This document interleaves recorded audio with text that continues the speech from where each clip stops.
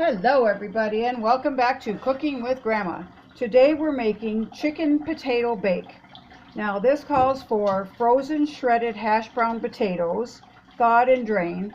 I don't have frozen shredded hash brown potatoes. I just simply took my cheese grater and I grated potatoes and made my own. So it's quick and easy, you know, a little hard on the arm every so often, but it's good. They're in the oven baking. I started that step beforehand. I've got all my other stuff prepped here. You have to bake that in the oven for 30 minutes, and that kind of makes your crust for the rest of the dish. This is like an all-in-one supper. Everything is in here. There's potatoes, there's carrots, there's celery, onions. Everything is in here. And this recipe is in my Philadelphia cream cheese recipe book. And you know, you can tell by the title, all the ingredients in this book have cream cheese in it. They've got desserts and they've got appetizers and suppers and vegetables. So today we're going to make, so for right now what we need to do is, I've already got the potatoes combined. Now I'm going to not read you the amounts because the amounts for this recipe is not enough for our family, so I made 1.5. In the description box below, I will tell you as it is written. Like for 12-ounce packages of the shredded potatoes, I used almost double. I did a recipe and a half, so I did 16 ounces, like 2 cups and a little bit more, because we have 7 people to eat, and this feeds, it says 6 to 8 servings, but that doesn't, you know, it depends on the size of the serving. There's that Dino Brody again.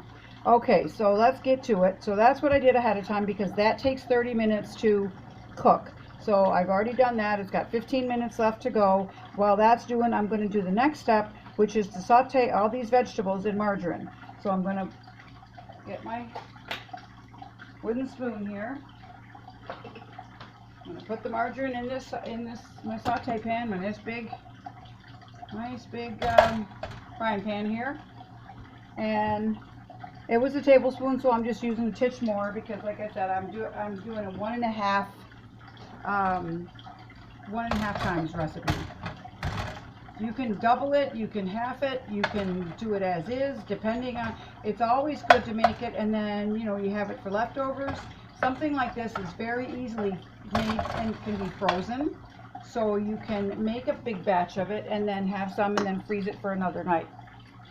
So to the butter, all the vegetables, so it calls for celery slices, carrots chopped, onion chopped, and then there's some other ingredients we're going to add later. So right now we're going to saute the carrots and the celery and the onions in that butter. I'm just going to let it melt a little bit more. I'm going to break it up a little. There. I'm going to put the onions and carrots in. And you want to saute these for, you know, a few minutes because you want to get them, they don't need to be totally done because it is going to bake in the oven for 30 minutes, but you want them to be not quite so hard.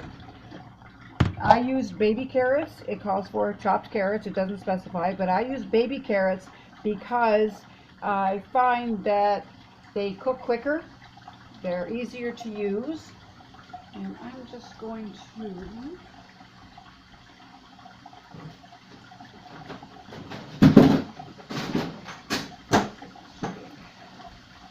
to move my, just got a little tray here.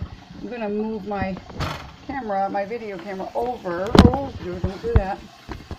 I'm going to move it over so you can see better what everything looks like as it's cooking. I didn't want to set this stand of mine for my tablet on the stove because it's plastic and I have the oven on. There, now you can get a good view of those sauteed vegetables. I'm not going to have the heat on too high. It's better to kind of go low and slow rather than, especially when you have onions in here, because they'll burn and caramelize way quicker than the carrots and the celery. I'm just going to let that sit for just a minute while I look at my recipe and see what I need to do next. So you saute them, it doesn't say how long, just until they're soft. You don't want them cooked. You don't want them mushy, because then when they bake in the oven for another 30 minutes, they're going to be mushy. And then after they are sauteed, we're going to add some cream cheese, some milk, and then the remaining ingredients, which is the chicken, lemon juice, salt and pepper. I'm going to give these just a couple minutes. They're nice and sauteed. I told Dino Brody he's got to invent smell-o-vision. Somebody has to, because when you are cooking and you're making a video, you can see what's happening, but you know, to smell it, oh boy, it would be amazing. And thank you so much to all my viewers for my Sex in a Pan pudding cake. I got over 100 views on that, and that's amazing.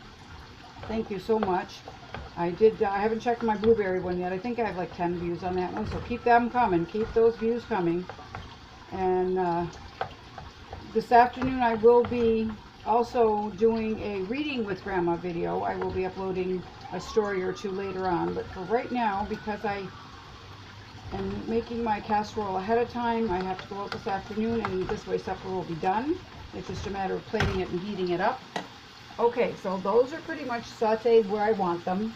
So now I'm going to add the cream cheese and the milk.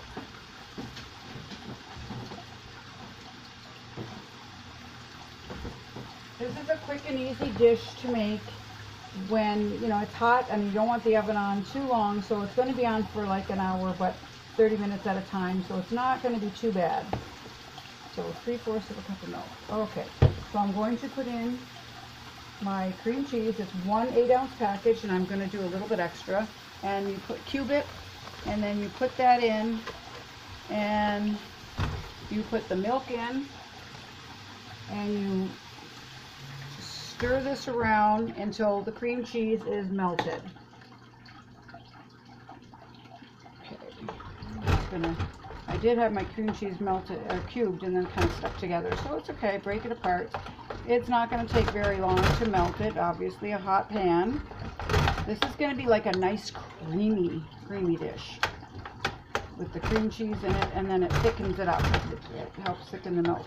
So instead of adding like cornstarch, which is okay, but cream cheese gives it so much more flavor. So we're just going to stir it up and wait till that cream cheese is all melted through. You see how nice and creamy that's looking?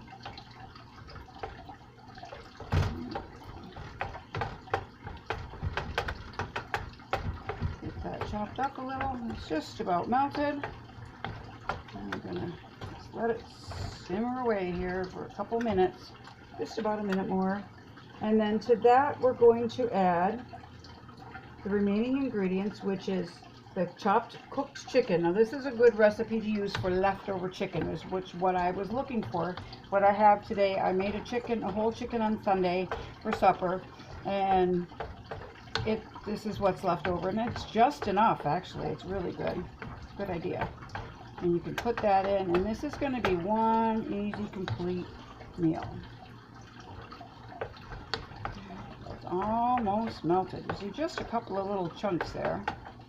Not too bad. There we go. See? Quick and easy. And you have to do this over low heat because it will burn and scorch. And you don't want scorched cheese. If you get a little bit of burning at the bottom of the pan, if you go like this to stir and you get that scorch up into your other vegetables and stuff, there's no going back. It's done. You might as well just chuck it all out and start over. And it would be really a shame to waste all this vegetables and all this cheese and milk. There, and you see how thick it's gotten just from the cream cheese, right? So now we're going to add in the rest of our ingredients. We're going to add in the chicken. This is both white and dark meat because I did a whole chicken. And then we need to add in some lemon juice.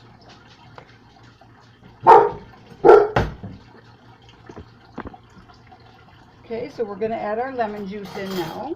Sorry, the dog started barking. I had to pause this for a second.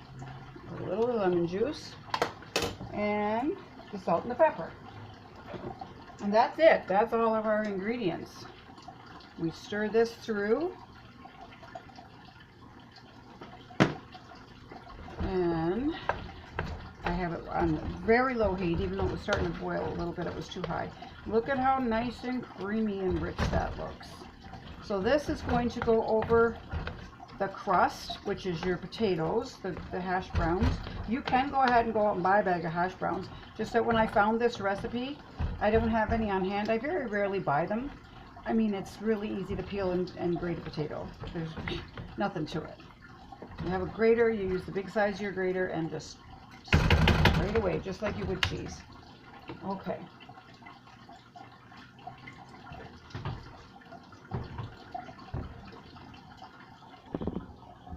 All right, everybody, we're back. It's been 30 minutes. My crust is almost done. You see it's starting to brown. That's what it looks like. It will get some more crispiness to it when it bakes a little bit more. So now I'm going to put the topping on, which is the potato. Look at how creamy and rich that looks. Diana Brody, look at this. Look at how creamy. How's that for supper tonight? This is what is for dinner tonight. So you cover your crust, your potato crust, with your toppings. Spread it out nice and even. And you bake this in the oven at 350 for 30 minutes. So I'm going to go ahead and put that back in the oven.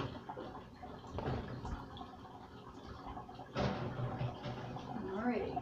And I will meet you back here in 30 minutes to show you what it looks like. Alright, everybody, welcome back. It's been 30 minutes and I just wanted to show you the finished product for what is for supper tonight. There it is. Chicken potato bake.